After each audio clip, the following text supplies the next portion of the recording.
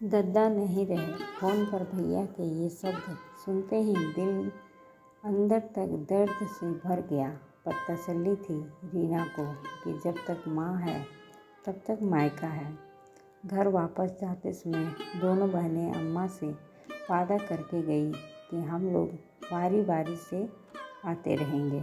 दोनों बहनें ही समय निकाल कर अम्मा के चाह में मायके चली आती। भाभी के व्यवहार में फ़र्क था तो 2 दिन से अधिक न रुकती, पर अब उन्हें कुछ था जो बेहद अजीब लगता। ये बात उसके साथ छोटी बहन मीना ने भी महसूस की थी।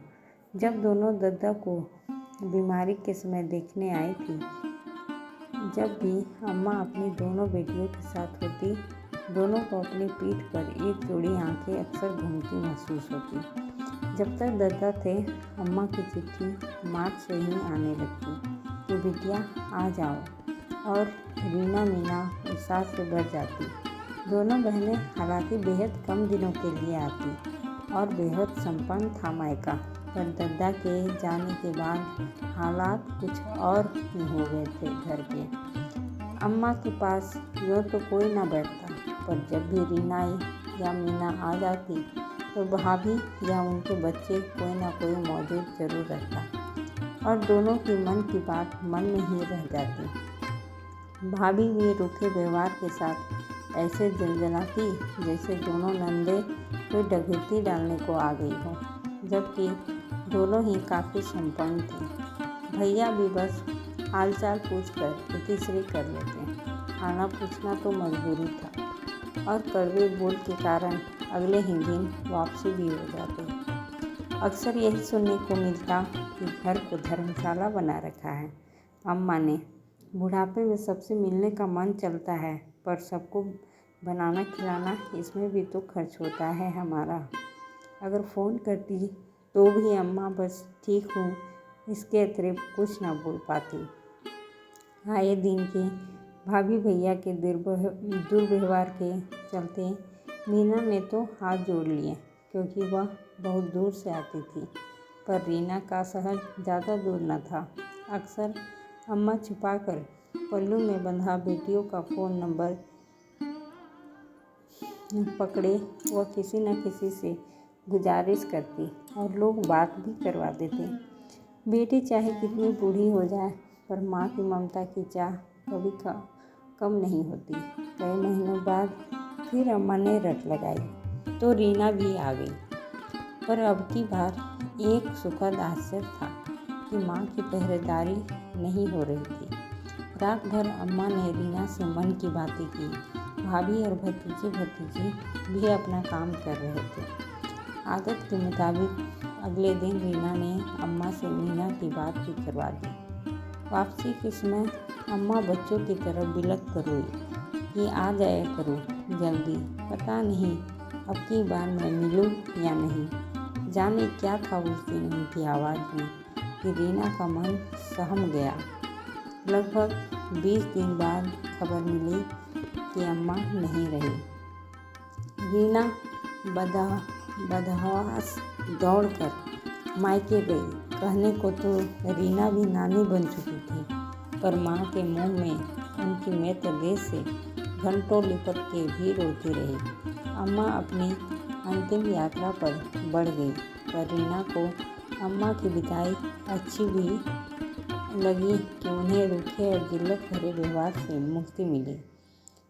तब जबकि अम्मा काफ़ी आत्मनिर्भर थी।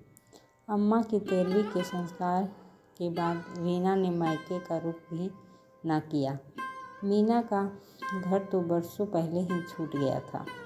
आज तकरीबन 3 बरस बाद भैया ने फ़ोन किया, रीना तुम तो हाल चाल भी नहीं लेती, तुम्हारी भाभी भी बात करना चाह रही है।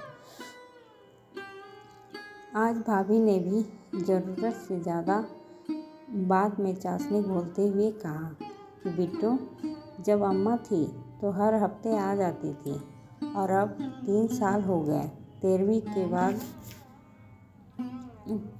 देहरी पर पाँव भी नहीं रखा। ना चाहते हुए भी रीना के जख्म हरे होकर रिस पड़े।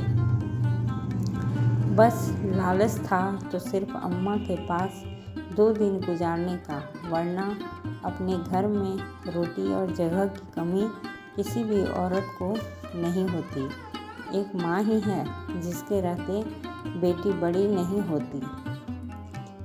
बस एक संतुष्टि है कि भले बेशर्मी देकर आती रही, पर अम्मा के मन की सुन ली और अपनी कह ली।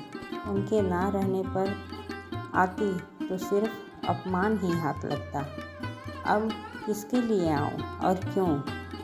जब तक अम्मा थी तब तक बात और थी। बस करो बिट्टू, हमें अपनी गलती का एहसास है। बहुत बुरा किया है तुम दोनों के साथ हमने। आज जब तुम्हारी भतीजी को देखने को तरसते हैं तब अम्मा की तड़प समझ में आती है, जिन्हें हमने सिर्फ बहू के चश्मे से ही देखा।